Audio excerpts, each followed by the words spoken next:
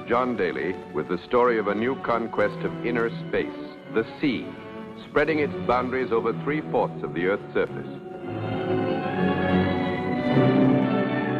Inner space, the largest hiding place on Earth.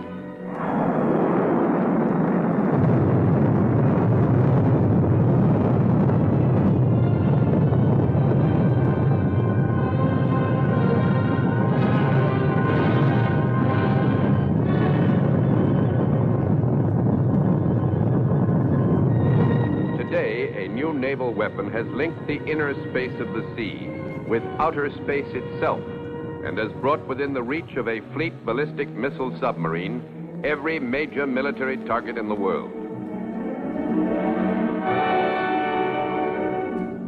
Nuclear propulsion gives her unprecedented endurance and speed.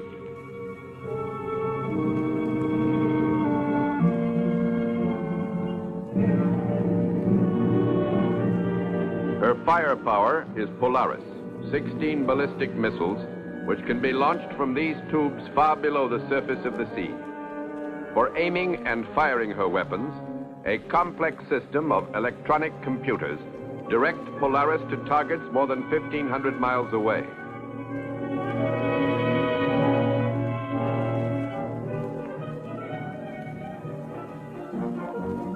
And to navigate deep under the surface of the ocean, instruments that sense every movement of the submarine and guide her precisely for days, even months at a time. What manner of men are those who can operate and understand such a complex weapon system? They are men of many backgrounds from every corner of the United States. Yet they have many things in common, and it is this common denominator that makes the men of the FBM unique in the Navy today. The majority are volunteers, making the Navy a career.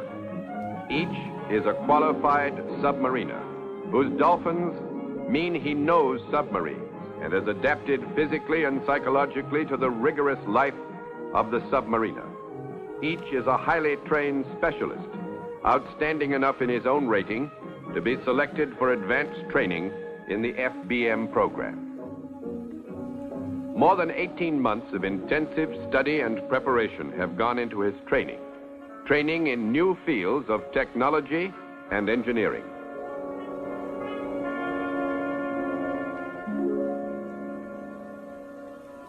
The FBM submarines officers and more than 1/3 of the crew have received nuclear training. For many, training begins at the Nuclear Power School in New London, Connecticut, where qualified volunteers from the submarine force are first ordered for basic instruction in nucleonics. Here they review atomic physics and study the fundamental principles of nuclear fission.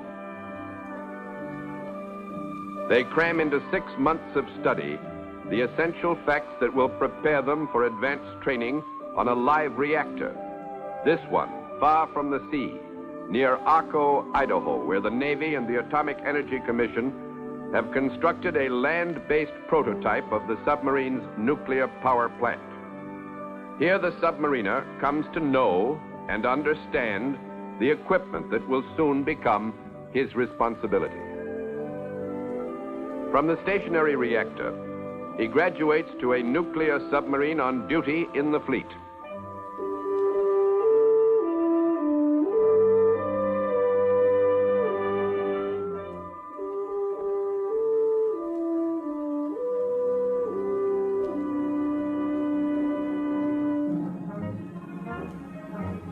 Now the equipment he knows so well helps drive his submarine fast as the swiftest surface ships, deep into inner space,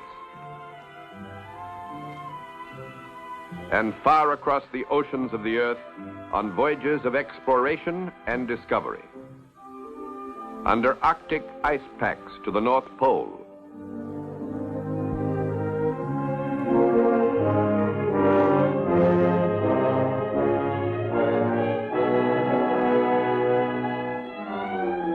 around the world, submerged in 60 days.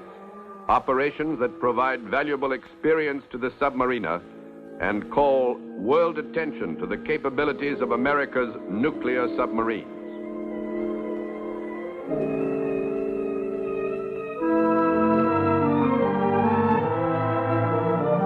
Thousands of hours operating under every conceivable type of condition enables the nuclear Navy to make great strides.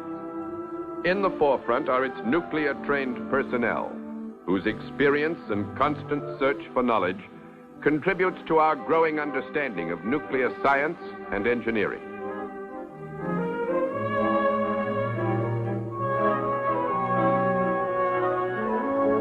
These are the men who now volunteer for the FBM program, who see in its equipment and mission further challenge and an opportunity to enlarge upon their experience and education.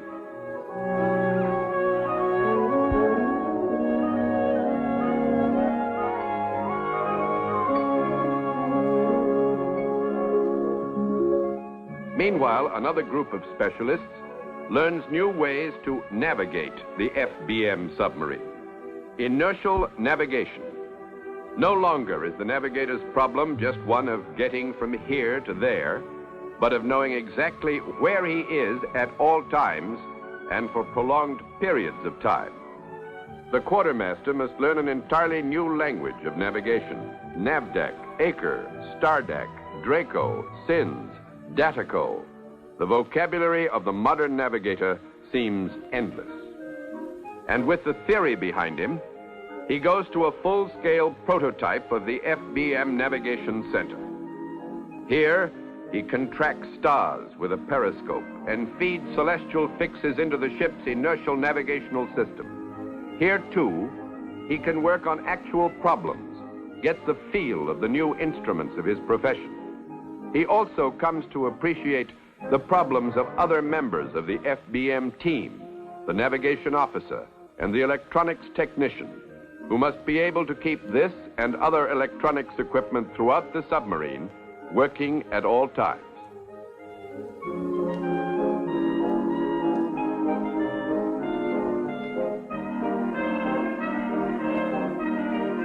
Later, the navigation team will share this converted merchantman with scientists and engineers, the Navy's first ship devoted exclusively to the testing and evaluation of navigation equipment. Compass Island, from stem to stern, a compact seagoing laboratory designed to probe the sky, the sea, and the earth itself for those constants the mariner needs to find his way beneath the sea.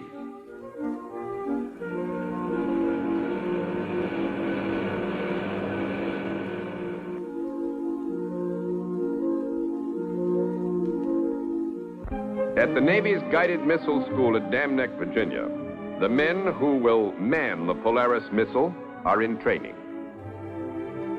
Here, they begin their indoctrination into the Fleet Ballistic Missile weapon system.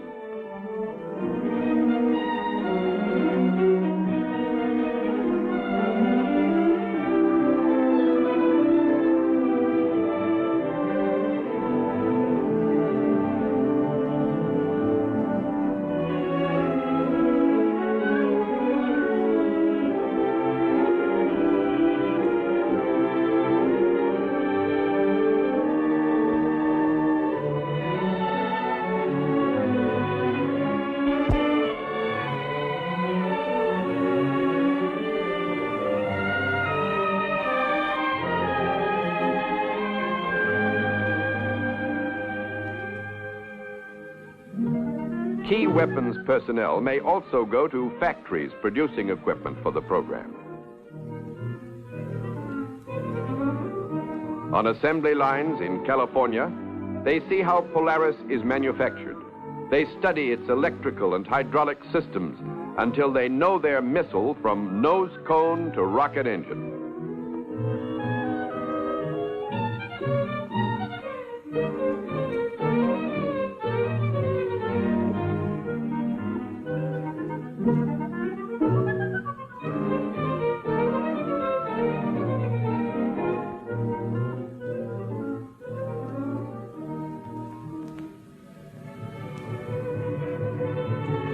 Specialists are also needed to load and handle Polaris and keep its rocket motors in constant readiness. So the torpedo man, in his new role as rocketeer and missile man, studies Polaris's unique propulsion system.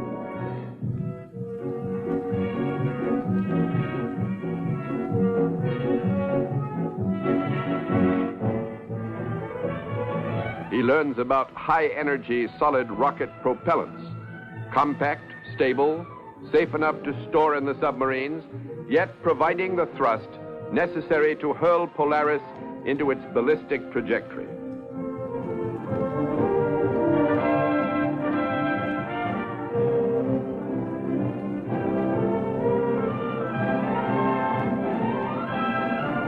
His training might also include an opportunity to actually witness the test of a Polaris rocket motor and share the engineer's enthusiasm for a successful shot.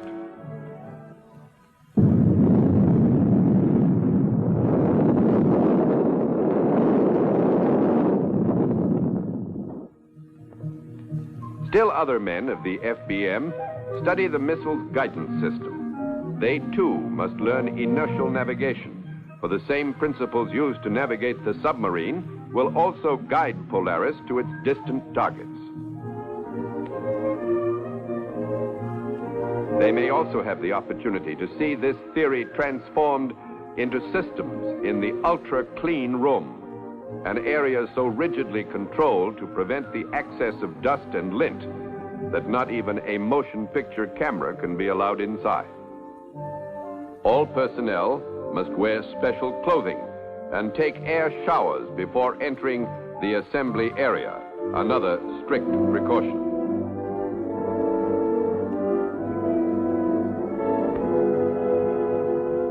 The missile man also observes engineering tests of the Polaris guidance system to become familiar with the equipment he will soon maintain.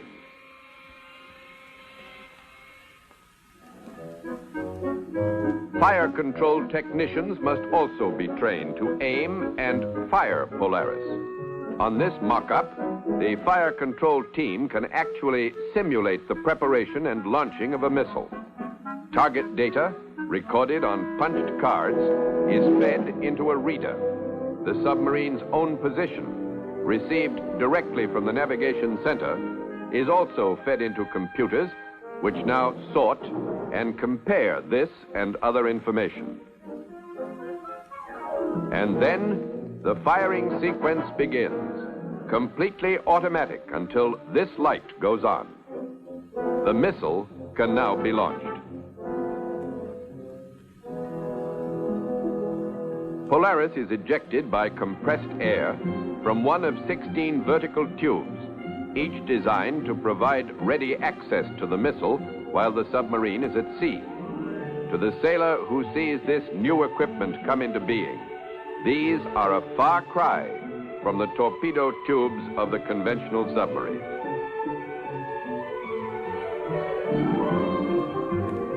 Then, a chance to check out the launching system at one of the Polaris test facilities.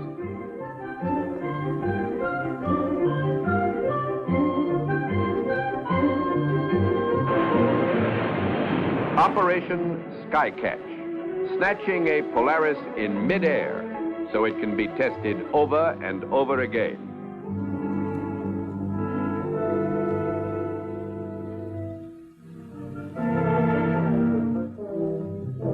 Soon, the FBM crews converge on Cape Canaveral, Florida, Missile Town, USA.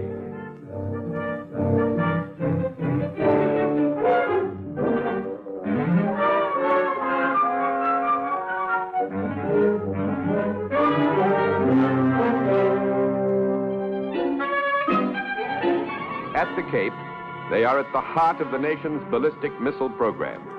Jupiter, Redstone, Thor, Titan, Skyboat, Minuteman, Atlas. Here, they witness new conquests of the space barrier.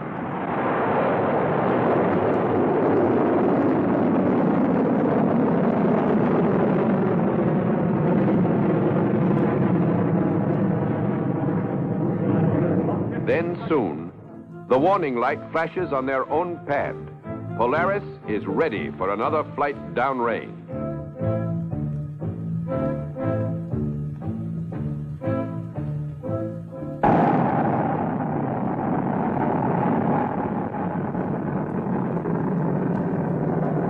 And the testing continues, not only on the Polaris launching pads, but from the Ship Motion Simulator, a launch tube that duplicates ashore the movements of a submarine, so engineers can determine how the missile will perform in the environment of the sea. 8,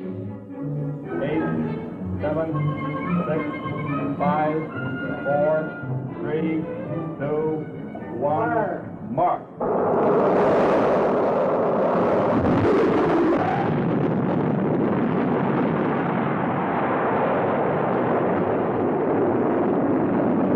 You can get good experience ashore, but a sailor's element is the sea. So from Port Canaveral, he stands out to sea in a floating blockhouse, the USS Observation Island. Below decks, each element of the FBM's fire control and navigation equipment is duplicated.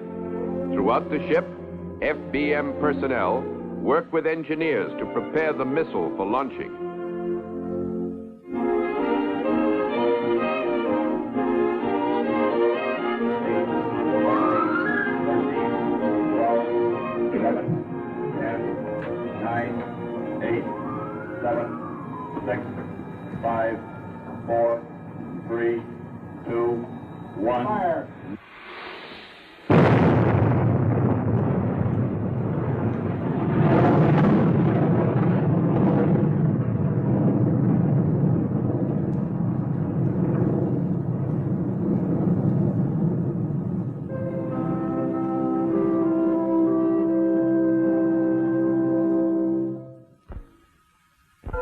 But the missile must also be launched beneath the water.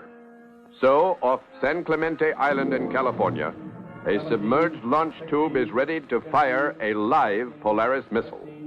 12, 11, 10, 9, 8, 7, 6, 5, 4, 3, 2, 1, mark.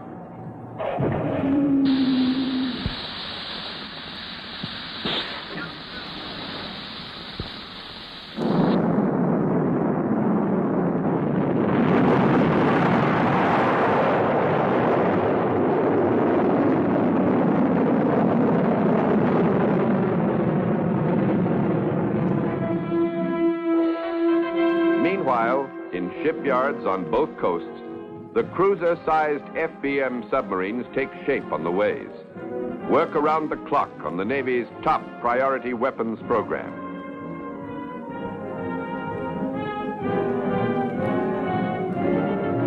Then soon the submarine is ready for its name, the name of a patriotic American for the Navy's newest men of war. I christen thee Patrick Henry.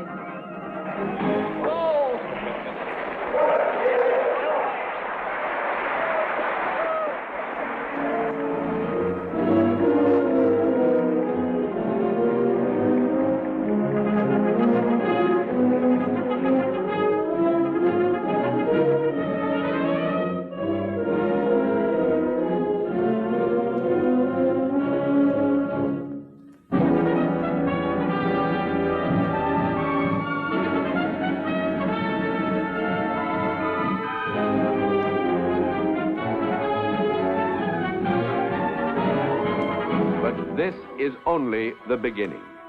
Each FBM submarine must be fitted out with the cable and pipe, the plate and wire that is the essence of her fighting being.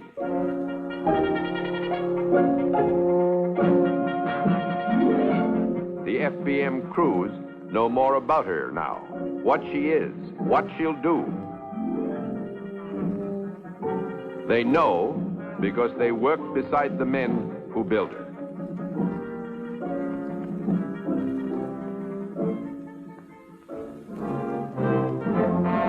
Then, commissioning, a simple, time-honored naval ceremony marking the beginning of active service in the United States Navy. Let us pray. Eternal God, whose dominion spreads from pole to pole, who governs the heavens above and the waters below, hear our prayers and bestow your blessing on this submarine, George Washington. Guide and protect the crew of this ship, engaged in the protection of our country and the defense of our liberties. Thus advance your cause, Almighty God, in which we of the United States Navy are united, that men throughout the world may have a greater measure of freedom and peace than they now enjoy.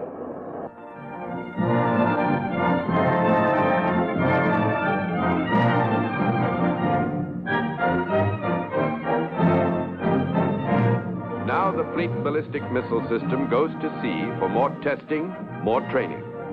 Countdown after countdown to keep missile and crew in constant readiness. Realistic training with the real thing, live Polaris missiles, duplicating in every respect except nose cone and warhead the operational Fleet Ballistic Missiles each ship will have as its main battery. That's kind of slow, doesn't it, there? About 20 seconds. Mark. Stand by for final 10-second count.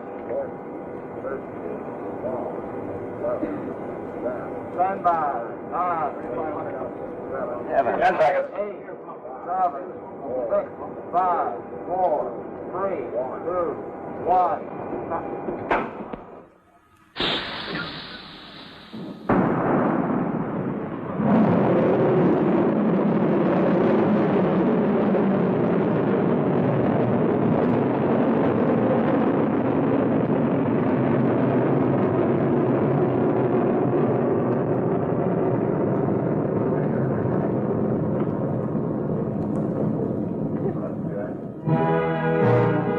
When submarine, missile, and men are ready, the FBM weapon system is deployed on patrol.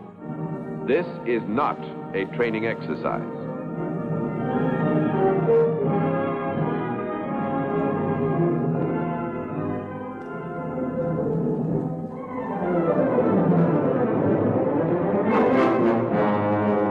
In the weeks that follow, 1,000 intricate tasks call upon the submariners' reserves of experience and judgment.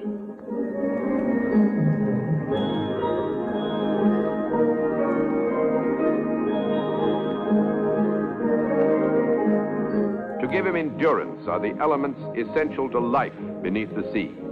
Fresh air extracted from the seawater outside. Food served in quantity and variety.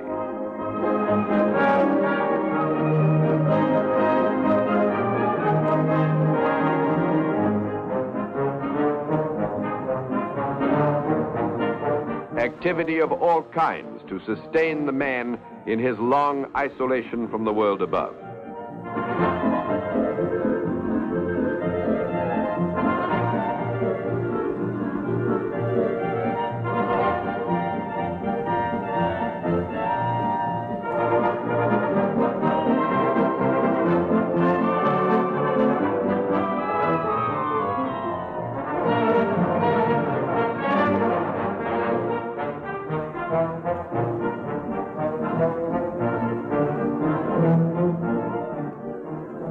To keep the FBM fleet manned and on station at all times, each submarine has 2 complete crews, the Blue and the Gold.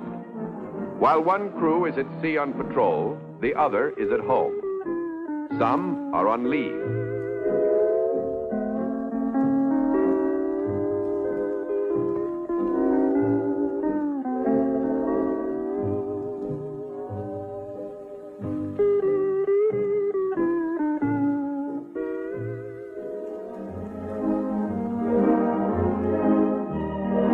Many of the crew are with their families.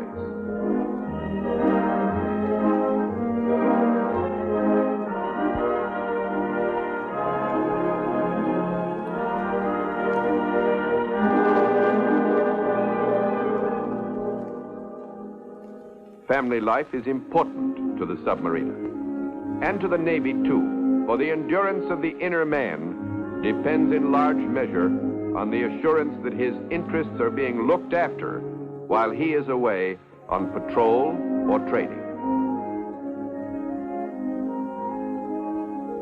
And thus, for the blue and the gold crews of the Fleet Ballistic Missile submarines, there is the challenge of a new life and the challenge of a rapidly accelerating program already 3 years ahead of schedule.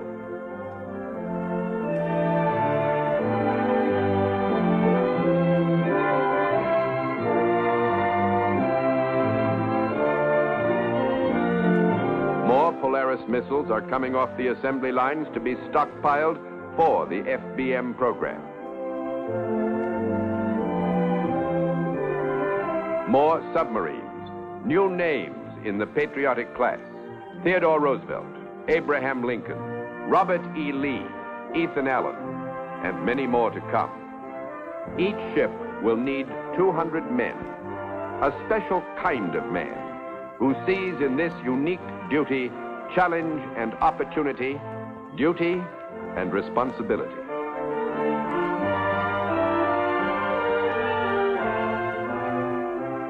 For these men of the FBM know full well that their submarine and its ballistic missiles are a powerful force for world peace. They know they stand on the sea ramparts of the free world with a weapon system this nation hopes it will never have to use, a new kind of Navy man, pioneering a new concept of sea power in the age of space.